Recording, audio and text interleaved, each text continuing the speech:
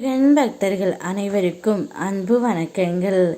என் அன்பு குழந்தையே, உன்னுடைய வாழ்க்கையில் இழந்து விட்டோம் என்கின்ற எண்ணம் உன்னுடைய துணைக்கு எப்போது தோன்றியது தெரியுமா? உன்னை இழந்த பிறகு அல்ல.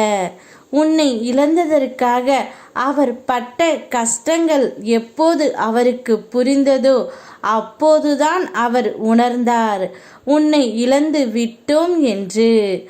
அது வரையிலும் அவருடைய மனம் கல்லாகத்தான் இருந்தது. இப்பொழுதுதான் அந்த எண்ணம் அவருக்கு தோன்றி இருக்கின்றது தங்கமே.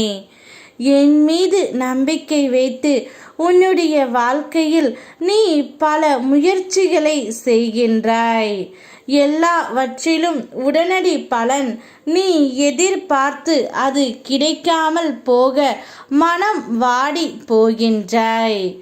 ஒவ்வொரு முறையும் பலன் தருகிறதா என்று பரிசோதித்து கொண்டு இருக்காதே. அதனால் மனம் அமைதியின்றி போகிறது உனக்கு. உன் கடமையை நீ செய்து விட்டாய் அல்லவா?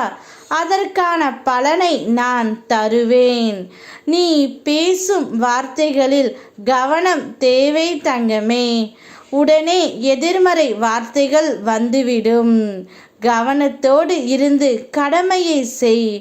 உன்னை சுற்றி எப்போதும் பாதுகாப்பாய் நான் இருப்பதால் உனக்கான பல நிகழ்வுகள் தானாக நடப்பது போல் நான் நடத்தி வருகிறேன் என்பதும் நீ அறிந்ததே.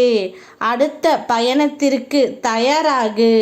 உன்னை அடுத்த கட்டத்திற்கு நான் உயர்த்த போகின்றேன். மற்றவர்களை பற்றி புறம் பேசும் கூட்டத்தில் நீ நிற்காதே. அங்கிருந்து நீ நகர்ந்த பிறகு அடுத்த தலைப்பு நீங்களாகத்தான் இருப்பீர்கள். நீ இழந்து விட்டோம் என்று உன்னுடைய துணை இப்பொழுதுதான் அவருக்கு தெரிந்து இருக்கின்றது.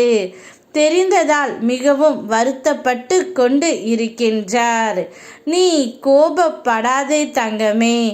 எல்லாவற்றிற்கும் காலம் பதில் சொல்லும் என்று நான் உன்னிடம் கூறி இருந்தேன் அல்லவா? அந்த காலம்தான் இப்போது உன்னுடைய துணைக்கு பதில் கூறுகின்றது. இப்போதுதான் அவர் உணர்கின்றார் உன்னையை இழந்து விட்டோம் என்று. நம் மேல் 1000 பேர் கல் எடுத்து எறியலாம். அதுக்கென்று நம்மால் திரும்ப கல் எடுத்து வீசணும் என்கின்ற அவசியம் இல்லை. எரியப்பட்ட கற்கள் எடுத்து நம்முடைய சாம்ராஜ்யத்தை நாம் உருவாக்கலாம் தங்கமே. என்னை ஒரே ஒரு நிமிடம் பார். நான் உனக்காகவே உன் வீடு தேடி வந்திருக்கின்றேன். இனி உன்னை விட்டு எப்பொழுதும் நான் போக மாட்டேன். நீ நினைத்த அளவிற்கு உன் வாழ்க்கை தரத்தினை நிச்சயம் நான் மாற்றித் தருவேன். உன்னுடைய துணையும் மனம் மாறி வருவார். யாம் இருக்க பயமேன். ஓம் முருகா.